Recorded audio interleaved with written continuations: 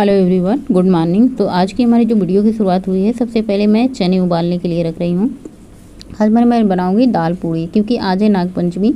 तो आप सभी को नागपंचमी की ढेर सारी शुभकामनाएं। दाल उबालने के लिए सबसे पहले मैंने 1 कप पानी डाला, उसके बाद चने की दाल ऐड कर दी है, इसमें लहसुन और हरी मिर्ची ऐड कर दी है। लहसुन मिर्ची के साथ साथ इसमें स्वाद के अनुसार थोड़ा सा नमक, हल्दी, जीरा और थोड़ा सा ना इसमें हींग ऐड करेंगे। तो इन सबको ऐड कर देने से इसका फ्लेवर आ जाता है। चाहे तो आप दाल जो है ना भून के भी बना सकती हैं, कढ़ाई में छोंक के, या फिर आप इन्हें उबाल के भी बना सकती हैं, जैसे मैं अपने तरीके से शेयर कर रही हूँ। मैं अक्सर इसी तरीके से बनाती हूँ, जिस तरीके से आप लोगों के साथ शेयर कर रही हूँ। तो बस इसमें मैं 5 आलू रख दूँगी उबलने के लिए, साथ में सब्जी बनाऊँगी। तो आज मैं दोपहर के लंच में चने दाल की पूड़ी, साथ में मैं आलू की सब्जी और खीर बनाने वाली हूँ। नागपंचमी में स्पेशल जो होती है ना हमारे घर में, दाल की पूरियाँ ज़रूर बनती है। उसके साथ आप जो भी सब्जी पसंद करें वो बना सकती हैं। खीर बहुत दिन हो गए थे बनाए हुए, इसलिए मैंने सोचा कि चलो आज त्यौहार भी है और मौका भी है और पूड़ियाँ बन रही है, सब्जी बन रही है, तो खीर भी बना देती हूँ। तो बस इसको चने को मैंने रख दिया उबलने के लिए। उसके बाद घर की साफ़ सफाई करी, बहुत टाइम लगा, मैंने आज शूटिंग नहीं की घर की साफ़ सफाई में। झाड़ू पोछा किया, पूरा अच्छे से क्लीन किया घर को। और ये तो रोज़ ही का काम होता है, बस पोछा रोज़ का काम नहीं होता। उसके बाद आप लोगों का एक कमेंट आ रहा था कि जो पूजा स्थान पे आपने लोटा रखा है, उस लोटे में जल भर के रखें तो बहुत अच्छी बात है। तो वो लोटा क्या होता है ना, उसका पेंदी जो है ना ऐसे डगमग सा होता है, और घर के अंदर जैसे होता है ना, यहाँ पे डर सा बना होता है कि पानी कहीं गिर ना जाए, क्योंकि इसके नीचे बहुत सारा सामान रखा होता है। हेलो एवरीवन, गुड मॉर्निंग, सुप्रभात, राधे राधे और जय श्री महाकाल। आज है नागपंचमी, तो सबसे पहले आप सभी को नागपंचमी की ढेर सारी शुभकामनाएं और बधाई। और भोले बाबा आप सभी पर अपनी कृपा बनाए रखें। सुबह के बज रहे हैं अभी, बहुत ज़्यादा टाइम नहीं हो रहा है, अभी बहुत सुबह का टाइम है, क्योंकि मैं आज सुबह ही उठी थी और सबसे पहले घर की साफ़ सफाई करके पूजा पाठ किया। और पूजा पाठ आज बहुत ज़्यादा जल्दी मतलब सुबह करना था। वैसे सुबह तो रोज़ ही हो जाता है, लेकिन कितना भी सुबह करो तो 9 बजे ही जाते हैं, क्योंकि देखिए सबसे पहली जो पूजा पाठ होती है परिवार की पूजा पाठ होती है, घर का पूजा पाठ होता है। घर में सब खुश हैं तो समझ लीजिए कि भगवान भी खुश हैं। तो सबसे पहले मैं थोड़ा सा भुना हुआ चना खाऊंगी। वैसे पता नहीं क्यों आजकल मेरा सुबह कुछ भी नाश्ता करने का मन नहीं होता है, तो मैं वैसे स्प्राउट वाले चने भी रखे हैं, भुने चने रखे हैं, तो मैं थोड़ा सा भुना चना खाऊंगी, सेब भी रखा है। उसके बाद मैं कुकिंग की तैयारी करूँगी। कुकिंग में आज मैं बनाऊँगी दाल वाली पूरी और खीर और आलू की सब्जी। तो मैंने आलू और दाल जो है सुबह ही रख दिया था उबलने के लिए, बाकी मैंने चावल धुल के फैला दिया था सुबह ही। और चावल को ना थोड़ा सा इसको तोड़ करके बनाओ तो बहुत ही बढ़िया खीर बनती है। तो इसको मिक्सी के जार में डाल के बस ज़रा सा इसको घुमाएंगे, ताकि ये जो चावल है ना थोड़े से ये टूट जाएंगे जब चावल, तो इनकी खीर जो है ना थोड़ी सी गाढ़ी गाढ़ी बनेगी। गर्मी बहुत है, हर बार नागपंचमी में मतलब बारिश होती है, इस बार तो इतनी तेज कड़ाके की धूप हुई है। मैंने सोचा रहा था सूट ही पहन लेते हैं, फिर मैंने सोचा चलो आज त्यौहार है तो आज कम से कम पहन लेते हैं। गर्मी बहुत है, जब तक पहना जाएगा, जब तक सहा जाएगा तब तक पहने रहेंगे। वैसे मैं सुबह एक बार साड़ी पहन लेती हूँ तो फिर मैं पहने ही रहती हूँ शाम तक।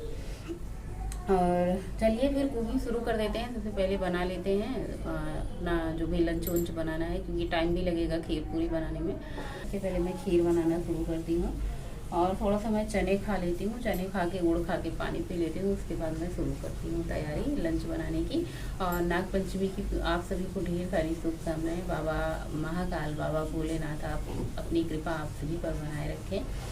और मैं थोड़ा ठीक मतलब महसूस कर रही हूँ। कभी कभार होता है ना कि बहुत ज़्यादा मोबाइल चलाओ तो सर ऐसे घूमने सा लगता है ज़्यादा, तो इसलिए मैं बहुत कम ही ब्लॉगिंग कर रही हूँ। लेकिन आज त्यौहार था तो मैंने सोचा चलो शुरू कर देते हैं। थोड़ा बहुत मैं बनाती हूँ, थोड़ा बहुत नहीं बनाती हूँ। आजकल मैं बहुत ज़्यादा मतलब पूरा ध्यान मैं ब्लॉग पे लगाती थी, लेकिन आजकल मैं कम ध्यान लगा रही हूँ। पहले अपने खुद पे ध्यान लगाऊँ, खुद ठीक हो जाऊँ, पूरी तरीके से अपनी मरम्मत कर लूँ, तो फिर मैं ब्लॉग पे ध्यान लगाऊँ। क्योंकि जब खुद ही नहीं ठीक रहेंगे तो फिर ब्लॉग बनाने का उतना ज़्यादा मतलब अंदर से नहीं होता है, हिम्मत नहीं होती है ना।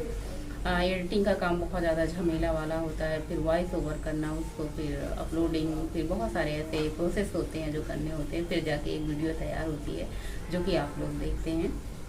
तो चलिए मैं शुरू करती हूँ, बातें बाद में करूँगी वीडियो के अंत में, लेकिन पहले अपना काम शुरू करती हूँ। बीच में कट गई थी मेरे वॉइस ओवर, तो मैंने अब पूजा के स्थान पे मैं 1 लोटा में पानी भर के रख दिया है। अब मैं हर बार मतलब पूजा में पानी भर के ज़रूर रखा करूँगी। आप लोगों के कमेंट आए थे, वो वाला लोटा जो रखा था मैंने उसको हटा दिया है। तो चलिए अब सुबह का नाश्ता हो चुका है। मैंने थोड़े से भुने हुए चने, गुड़ और पानी पी लिया है। पानी मैं फ्रिज का ठंडा नहीं पीती हूँ, नॉर्मल पानी ही पीती हूँ, रूम टेम्परेचर पे जो रहता है। यहाँ पे जो मैंने चावल सुखाया था धुल करके, उसको मैंने ग्राइंडर में डालूंगी। बस एक बार मतलब थोड़ा सा हल्का सा चावल को क्रश करना है, हल्का सा, बस इतना ही करना है। चावल थोड़ा सा टूट जाएगा ना तो खीर बढ़िया गाढ़ी बनेगी, क्योंकि ये खड़े खड़े चावल की खीर उतनी ज़्यादा गाढ़ी नहीं बनती है।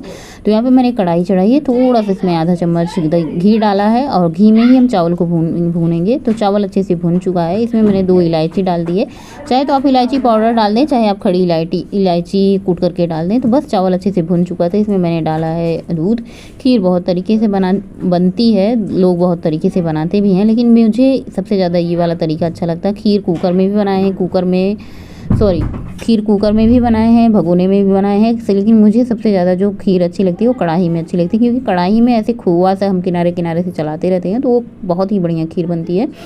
तो जब तक हमारी खीर बन रही है तब तक हम ये चने और आलू खाली कर लेते हैं कुकर से। चने बहुत ही बढ़िया उबले हैं, देखिए बिल्कुल भी चने में पानी नहीं है, ऐसे पानी पानी सब लोग कहते हैं हो जाता है।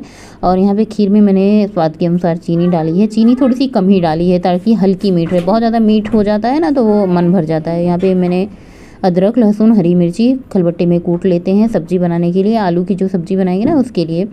वैसे आप इसको पीस भी सकते हैं मसाले के साथ, जैसे प्याज टमाटर के साथ पीस सकते हैं, लेकिन जो अलग से इसका कूटा हुआ होता है, दरदरा सा होता है ना, वो बहुत बढ़िया लगता है सब्जी में फ्लेवर। इसके एक दिन पहले मैंने रेगड़ा बनाया था मटर वाला, उसमें ऐड किया था तो बहुत अच्छा उसका फ्लेवर आ रहा था। तो यहाँ पे मैंने प्याज और टमाटर भी पीस लिया है। एक तरफ हमारी खीर बन रही है, दूसरी तरफ हम सब्जी की तैयारी कर रहे हैं फटाफट से। तो यहाँ पे होममेड मसाला, सब्जी मसाला, किचन किंग, हल्दी, बस बेसिक से मसाले जाते हैं। चाहे तो आप लाल मिर्ची ऐड कर दें, कश्मीरी लाल मिर्ची, मतलब जो भी मसाले आप पसंद करते हैं अपनी पसंद से ऐड कर सकते हैं। यहाँ पे खीर हमारी बन करके तैयार हो चुकी है। इसमें थोड़ा सा घिसा हुआ नारियल सूखा ऐड कर देते हैं और बादाम ऐड कर देते हैं अपनी पसंद के। आप ड्राई फ्रूट भी ऐड कर सकते हैं, जो भी आपको पसंद है। और बच्चे खीर में ना किशमिश नहीं खाते हैं, मैं बहुत ज़्यादा इसमें काजू और बादाम और ये घिसा हुआ नारियल और पिस्ता ऐड कर देती हूँ, किशमिश मैं नहीं ऐड करती हूँ। तो आप अपनी पसंद के अनुसार आप ड्राई फ्रूट ऐड कर सकते हैं। हमारा खीर बन चुका है, इसको बंद कर दें। और इधर कढ़ाई चढ़ाई, इसमें जीरा, पंचफोरन, कसूरी मेथी ऐड कर दिया। इसके बाद जो ये अदरक, लहसुन, हरी मिर्ची का पेस्ट था उसको ऐड कर दिया है। इस तरीके से आप सब्जी कभी बनाइए, खाइए, तो अब मतलब इसका स्वाद आप भूलेंगे नहीं। मतलब सिंपल सा मसाला होता है, सिंपल सा सारे इंग्रेडिएंट होते हैं, लेकिन सब्जी इतनी बढ़िया बनती है ना कि पूछिए मत। और मेरे घर में जब सब्जी में दाल में तड़का लगता है ना तो सारे लोग खांसने लगते हैं, क्योंकि मेरे यहाँ खाना थोड़ा सा स्पाइसी बनता है। ऑयली तो नहीं होता है खाना, मुझे पता है, लेकिन स्पाइसी होता है कि इतना बढ़िया स्वाद होता है। और इसमें जो आलू 4-5 उबाले थे, बस इन आलूओं को फोड़ फोड़ के आपको ऐड कर देना है, बस अच्छे से मिक्स कर देना। आलू की सब्ज़ी उबली हुई बहुत जल्दी बन जाती है, फटाफट तैयार हो जाती है, खाने में बहुत ही बढ़िया स्वादिष्ट होती है। मेरे घर में जब आलू की सब्ज़ी बनती है ना, सब लोग कहते हैं यही सब्ज़ी बनाया करो मम्मी, आलू वाली सब्ज़ी बहुत अच्छी होती है, क्योंकि आलू वाली सब्ज़ी सभी को पसंद आती है। लेकिन जब से मैं डाइट कर रही हूँ तो बहुत कम आलू की सब्ज़ी बनती है। फिर मैंने सोचा कि चलो भाई, अगर सबको पसंद आती है तो मैं कभी कभार बना दिया करूँगी और ख़ुद भी खा लिया करूँगी कभी कभार, क्योंकि वज़न हमारा अब कंट्रोल में है। बाहर की चीज़ें मैं खाती नहीं हूँ, घर की चीज़ें खाती हूँ, तो कभी कभार थोड़ा बहुत बढ़ जाता है तो उसको दूसरे दिन अगले दिन मेंटेन हो जाता है। तो जब तक हमारी सब्ज़ी पक रही तब तक हम फटाफट से आटा गूँथ करके तैयार कर लेते हैं। अभी मैंने दाल नहीं पीसा है, मैंने सोचा कि चलो ये सारे काम निपटा लेते हैं, आटा गूँथ के रख देंगे सेट होने के लिए, तब तक मैं दाल पीस लूँगी। और जो पूरी पराठे का आटा होता है ना, भरुआ जो पूरियाँ बनती है भर के, उसका आटा बहुत ही नरम होता है, एकदम लचीला, एकदम गीला गीला आटा गूँथे तभी आपकी पूरियाँ फटेंगी नहीं। ये पूरियाँ जो आजकल हम बना रहे हैं, अब मुझे ज्ञान हो चुका है तो मुझे पता होता है। पहले तो मैं कोई पूरी वगैरह कुछ नहीं बनाती थी, क्योंकि मुझसे बनता ही नहीं था, फट सी जाती थी, इधर बेलते थे, तरीका नहीं आता था, कहने का मतलब ये है। लेकिन करत करत अभ्यास ते जड़मत हो सुजान, रसरी आवत जाते सिल पर पड़त में निशान। जब हम कोई भी काम करने लगते हैं ना तो हमें करते करते उसका अभ्यास हो जाता है, आदत हो जाती है। तो बस सब्जी बन गई, खीर बन गई, आटा गूँथ दिया है और अब मैं दाल पीस लेती हूँ। आज मैंने सिलबट्टे को किचन में उठा लिया, क्योंकि बाहर बहुत तेज़ धूप थी और गर्मी इतनी ज़्यादा थी ना कि धूप में बैठ के दाल पीसने का मतलब कि हालत ख़राब। तो मैंने सोचा चलो किचन में पंखा भी चल रहा है, खड़े खड़े आराम से दाल पीस लेते हैं। वैसे भी दाल पीसने में ज़्यादा टाइम नहीं लगता और सिलबट्टा भी छोटा सा है, तो इसको उठा के लाने में कोई ज़्यादा ताकत का प्रयोग करना नहीं पड़ता है। तो बस सिंपल सा मैंने जो है सिलबट्टे को धुला। बिना धुले मैं नहीं बनाती हूँ, क्योंकि धुल के रखती हूँ, पता होता है, लेकिन फिर भी होता है बाहर रखा होता है तो कोई भी जानवर, कोई भी कीड़ा सिलबट्टे पे रेंग जाए, तो मैं इसको सबसे पहले साबुन लगा के अच्छे से धुलती हूँ बाहर ही। उसके बाद मैं इसको अंदर लाई हूँ, उसके बाद मैंने पीसा है। सिलबट्टा अभी यहीं है, पहले बर्तन धुल लेती हूँ, इसके बाद सिलबट्टे को धुल करके फिर से मैं बाहर इसको वापस रखाऊँगी इसके स्थान पर। और जब मैं खाना देती हूँ ना तो सबसे पहले मैं जैसे सलाद हुआ, चटनी हुआ या फिर मैं थाली हुआ तो मैं ये सब लगाती हूँ। पहले लोग क्या कहते हैं कि खाना दे आते हैं, बाद में दही देते हैं, बाद में सलाद देते हैं, लेकिन मेरी आदत होती है किचन में जो कुछ बनाए सबसे पहले उसको थाली में प्लेट लगा लो, उसके बाद चावल और रोटियाँ ऐड करो। तो यहाँ पे खीर बनी थी, सब्जी, तो सबसे पहले बच्चों को प्लेट लगा दी है, गर्मा गर्म पूरियाँ बनाते जाएंगे, सब लोग खाते जाएंगे। तो ये होता है मेरा खाना देने का या फिर परोसने का तरीका होता है। पता नहीं मतलब मेरी तो ऐसी आदत है जो इसे आप लोगों के साथ शेयर करते हैं। बाकी उसके बाद बच्चे खा लेते हैं, पद्देव जी खा लेते हैं, उसके बाद मैं सारा किचन साफ़ करती हूँ, बर्तन साफ़ करती हूँ, उसके बाद मैं अपने लिए थाली लगाती हूँ, क्योंकि मुझसे ऐसे होता नहीं है कि ऐसे किचन सब बिखरा रहे। हाँ, शाम के टाइम होता है, कर लेती हूँ, जल्दीबाजी रहती है, क्योंकि शाम के टाइम ये होता है ना थोड़े से बर्तन होते हैं, मतलब थोड़े से बर्तन होते हैं और खाना खाने के बाद काम करो ना तो खाना पच भी जाता है जो हम खाए पिए रहते हैं। लेकिन दोपहर के टाइम ऐसा नहीं होता। दोपहर के टाइम सबसे पहले काम समेटते हैं, फिर दोपहर का लंच करते हैं। उसके बाद यहाँ पे गर्मा गर्म दाल वाली पूरियाँ बना रहे हैं। आप लोग भी आ जाइए। दाल पूरी किस किस को पसंद है बताना। मुंबई में इसको पूरन पोली के नाम से जानते हैं, लेकिन हाँ, मुंबई में जो दाल पूरी बनती है ना उसमें गुड़ डाल के बनाते हैं, वो मीठा रहता है। अगर मैं अपने यहाँ दाल पूरी में मीठा डाल के बना दूँ, गुड़ डाल के बना दूँ तो हो सकता है बच्चे ही ना खाएँ। मतलब सारे लोग खाना खा चुके हैं और सबकी छुट्टी थी। बच्चों की छुट्टी नहीं थी, बच्चे अपने आप छुट्टी मना लिए थे, पद्देव जी की छुट्टी थी। बाकी मैं अपने लिए प्लेट लगा रही हूँ। एक पूरी मैं आत्मा के लिए खाऊंगी, दूसरी मैं परमात्मा के लिए खाऊंगी। आज बहुत दिन बाद मैं पूरी खा रही हूँ, पराठे मतलब खा रही हूँ। और यहाँ पे गौरी खाना खा लेती है, उसके बाद इसका काम होता है बॉटल भरने का। मैंने साफ साफ कह दिया है कि जो भी पानी पिएगा वही बोतल भर के लगाएगा, क्योंकि मुझे पानी पीना नहीं होता है ठंडा। तो मैंने साफ साफ कह दिया भाई मुझे नहीं पीना, तो मैं बोतल भर के बहुत कम लगाती हूँ। जब कभी कभार ऐसा होता है लगा देती हूँ, नहीं तो भाई जो अपना पीता है खाली बोतल तुरंत भर के लगा देता है। ये काम सबसे बढ़िया होता है कि बोतल भी खाली इधर उधर नहीं फिरेगी और काम भी हो जाएगा। तो खीर बहुत बढ़िया बनी थी, सब्जी बहुत बढ़िया बनी थी, पूरी भी बहुत बढ़िया नरम और मुलायम बनी थी।